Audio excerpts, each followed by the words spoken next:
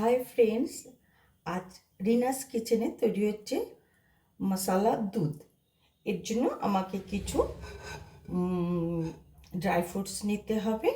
প্রথমে আমি গ্যাসটা অন করে দিচ্ছি।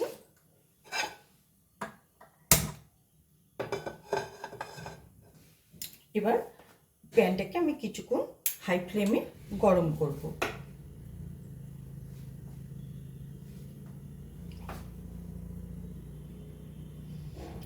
আমার প্যানটা গরম হয়ে গেছে, এবার আমি ফ্লেমটা লো করে দিলাম। এবার আমি কিছু 1 কাপ কাঠবাদাম নিয়ে নিলাম,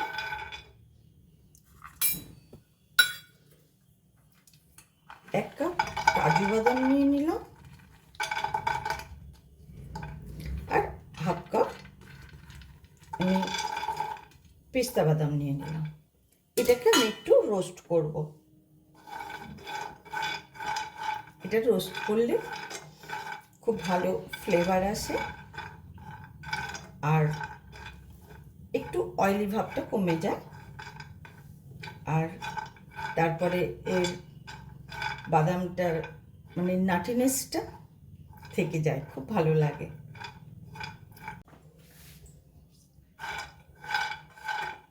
দু 3 মিনিট ধরে ভাজা হয়ে গেছে, রোস্ট করা হয়ে গেছে। এবার এটাকে আমি নামিয়ে নেব।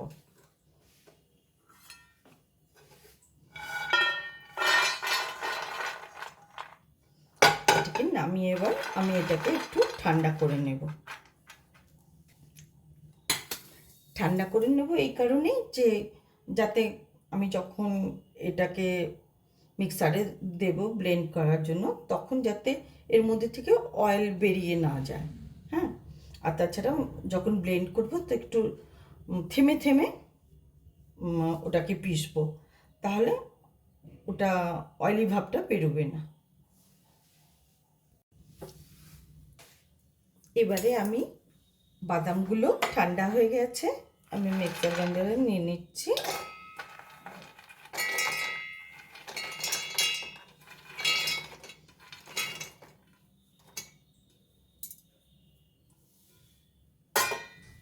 এর সঙ্গে আমি 15টার মতো গোলমরিচ নিয়েছি,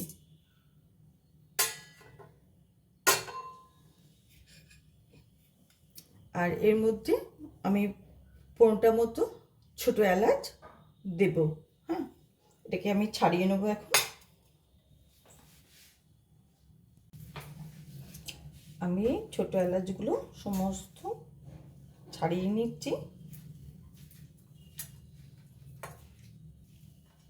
খুব সুন্দর ফ্লেভার দেওয়ার জন্য আমি এই ছোটো এলাচগুলো দিয়ে দিচ্ছি এর মধ্যে।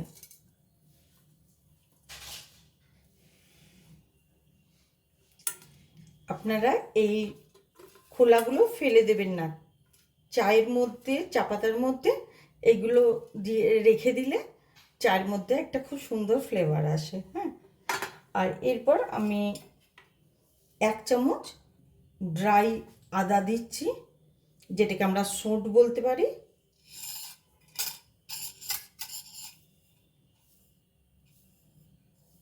আর আমি এর মধ্যে হাফ চামচ গুঁড়ো হলুদ দিচ্ছি। এটা পুরোপুরি অপশনাল। আমার মনে হয় এই হলুদটা অ্যান্টিসেপটিক, এটা দিলে ভালো লাগে। কোনো গায়ে ব্যথা বেদনা এসব হলে আমরা সাধারণত দুধের মধ্যে দিয়ে এটাকে খাই। তো এটা আপনাদের ইচ্ছা হলে আপনারা দিতেও পারেন, নাও দিতে পারেন। আর সেই সঙ্গে আমি একটু জায়ফল ঘষে দিয়ে দেবো।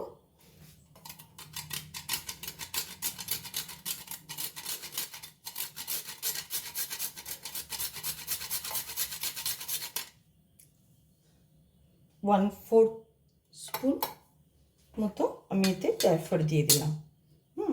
এবার এটাকে আমি পিষে নিচ্ছি।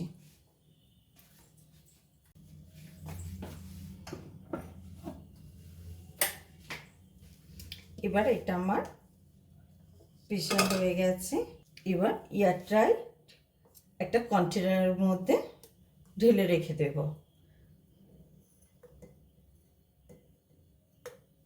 এটাকে আমি ফ্রিজের মধ্যে রেখে দেবো, তাতে সব এটা ভালো থাকবে, 2-3 মাস অবধি ভালো থাকবে। বাইরে রেখে দিলে এটা তাড়াতাড়ি নষ্ট হয়ে যেতে পারে। তবে আমি যতদূর জানি এরকম একটা পাউডার ঘরে বানানো হলে অন্তত 15-20 দিনের মধ্যে খেয়ে শেষ করে দেওয়া যাবে।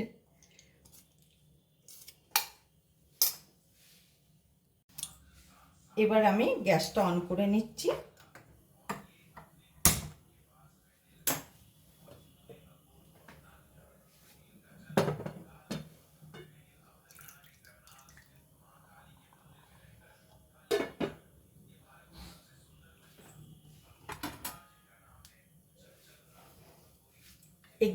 এর মধ্যে 1 লিটার দুধ আছে, আমি আগে থেকে গরম করে রেখেছি দুধটাকে।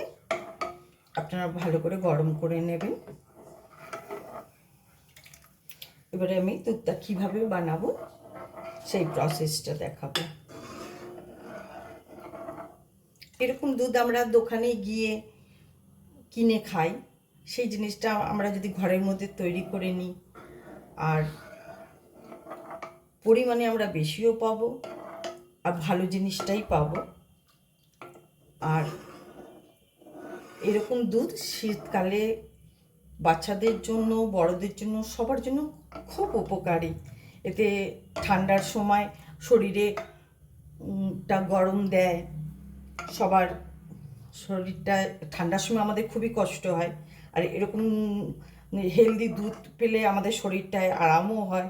খুব ভালো জিনিস এটা, শরীরের জন্য খুব ভালো, বাচ্চাদের জন্য তো বিশেষ করে ভীষণ ভালো। তবে বাচ্চা বলতে একদম দুধের শিশু নয়, একটু 10-12 বছরের বাচ্চাদের, যারা হজম করতে পারবে সেরকম বাচ্চাদের খাওয়ানো উচিত। আর বড়দের জন্য খুব ভালো এই দুধ। আমি এখন এটাকে গরম করে নিচ্ছি খুব ভালো করে।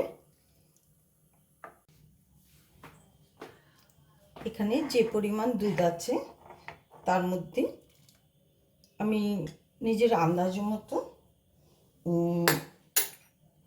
অনেকেই চিনি খান না, তারা ওই জাগিরি গুড় খেতে পারেন। আমি সেই জাগিরি গুড় বা চিনি বা ব্রাউন সুগার দিয়ে আপনারা খেতে পারেন। আমি এখানে সেই জাগিরি গুড় দিচ্ছি, আমার নিজের স্বাদ অনুযায়ী দিচ্ছি, আপনারাও সেই হিসাবেই দেবেন।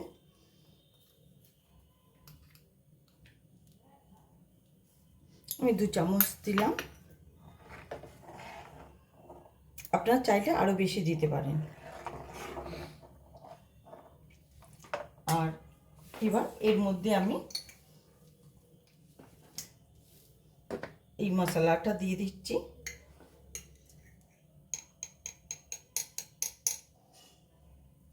এক চামচ, আমি ভর্তি 2 চামচের মধ্যে দিয়ে দিলাম।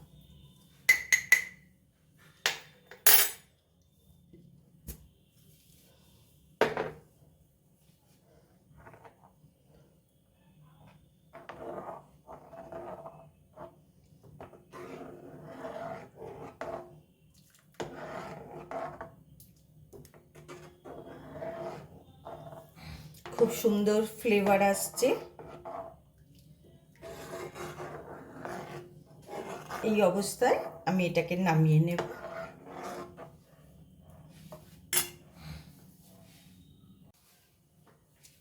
এবার আমি এটাকে সার্ভ করব।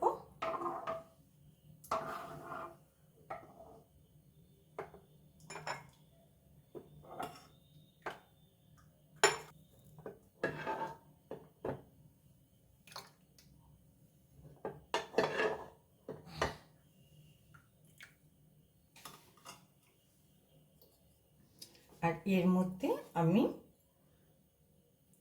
অল্প করে কেশর ছড়িয়ে দিচ্ছি। এটা অপশনাল, আপনারা চাইলে দেবেন, না হলে না দিলেও চলবে।